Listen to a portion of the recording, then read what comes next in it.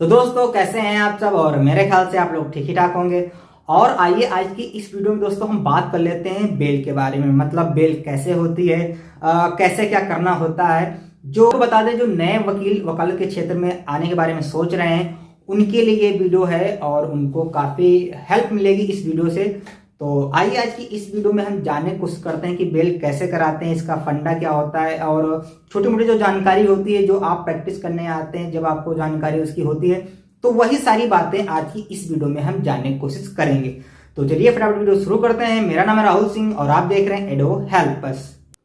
तो दोस्तों बात कर लेते हैं बेल के बारे में। तो अगर किसी के खिलाफ कोई एफआईआर दर्ज होती है, एफआईआर दर्ज होने के बाद अगर संगीन मामला है तो पुलिस उस आरोपी को पकड़कर जेल भेज देती है। उसके बाद वो वकील के पास होते हैं। तो ऐसे में अब अगर आप वकील हैं तो आपको करना क्या है, देखना है कि कोई स्पेशल एक्ट तो नहीं लगा हुआ है उस एफआईआर में।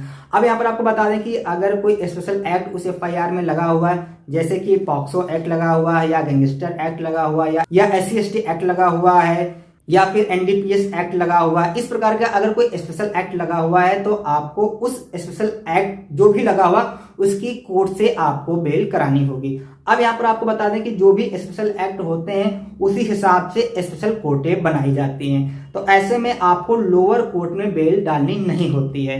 अब अगर किसी के खिलाफ कोई साधारण एफआईआर दर्ज है तो आपको सबसे पहले लोअर कोर्ट में बेल दाखिल करनी होती है। लोअर कोर्ट में जब आप बेल डालते हैं वहां से अगर आपकी बेल हो जाती है तो आप बेल बाउंड दाखिल करके उसकी रिहाई भिजवा के वो रिहा हो जाएगा।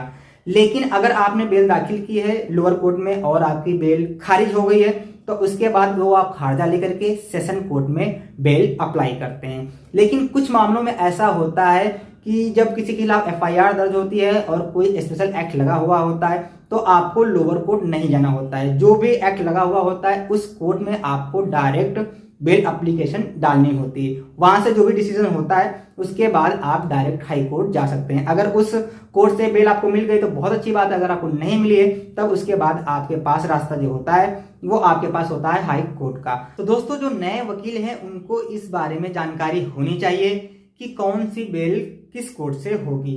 अब आपको यहाँ पर बता दें कि अगर कोई स्पेशल एक्ट नहीं लगा हुआ है और आपके पास कोई बेल आती है, वो आपको बेल करानी है, तो आपको यह पता करना होगा कि किस थाने से एफआईआर दर्ज हुई है। सभी कोर्टें जो होती हैं वो थाने वाइज होती हैं। जिस भी थाने से एफआईआर दर्ज हुई है तो आपको कोर्ट में आकर के पता करना पड़ेगा कि जो थाने से आरोपी जेल गया है उस थाने का जुरिडिक्शन किस कोर्ट में आता है। तो आपको पता करना है। ये मैं आपको बात बता रहा हूँ लोअर कोर्ट की स्टार्टिंग की। अगर कोई स्पेशल एक्ट नहीं लगा हुआ है तो वहां पर आपको पता करना है। उसके बाद उस कोर्ट में आपको बेल एप्लीकेशन आपको डालनी है। अगर वहां से आपको बेल मिल जाती है तो बहुत अच्छी बात है। अगर आपको बेल नहीं मिलती है तो आप वो खारजा रिसीव करके आपको सेशन कोर्ट में बेल डालनी होगी। अब यहाँ पर आपको बता दें जो खारजा मिलता है वो आपको फ्री कॉपी मिलती है। तो दोस्तों यहाँ पर बहुत सारे लोग कंफ्यूज हो जाते हैं कि अगर कोई स्पेशल एक्ट लगा हुआ होता है फिर भी वो सोचते हैं कि ऐसा तो नहीं कि लोअर कोर्ट में ये बेल एप्लीकेशन पड़ेगी। तो ऐसा नहीं होता। इस बात का ध्यान रखिएगा कि अगर कोई स्पेशल एक्ट लगा हुआ है, किसी आरोपी को कोई जेल में गया हुआ है, तो आप जो वो बेल एप्लीकेशन डालेंगे वो स्पेशल एक्ट जो भी लगा हुआ था उसकी कोर्टें अलग अलग होती हैं। ये आप जब कोर्ट में प्रैक्टिस करेंगे या आप जाएंगे तो वहां से आपको जानकारी मिल जाएगी। वहां पर जाकर के आप अप्लाई कर सकते हैं, अपना बेल एप्लीकेशन आप आवेदन दे सकते हैं।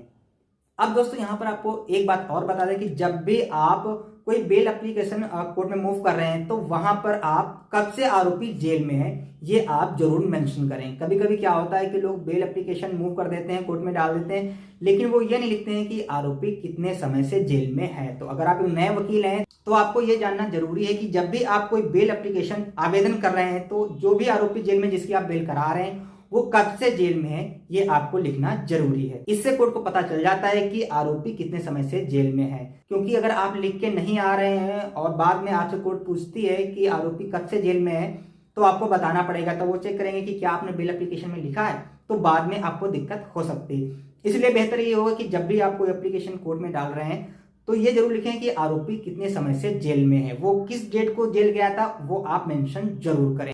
दोस्तों यहाँ पर आपको एक बात और बता दें कि जब भी आप बेल एप्लीकेशन कोर्ट में डालें तो जो भी एफआईआर में जो नामित अभियुक्त है उस एफआईआर की एक कॉपी जरूर लगा दें साथ में अपनी बेल एप्लीकेशन के पीछे। इस बात का आप ध्यान रखिएगा। तो आई होप दोस्तों आपको ये इन्फॉर्मेशन अच्छी लगी होगी और मिलता है नेक्स्ट वीडियो में। तब तक के लिए जय हिंद, जय भारत।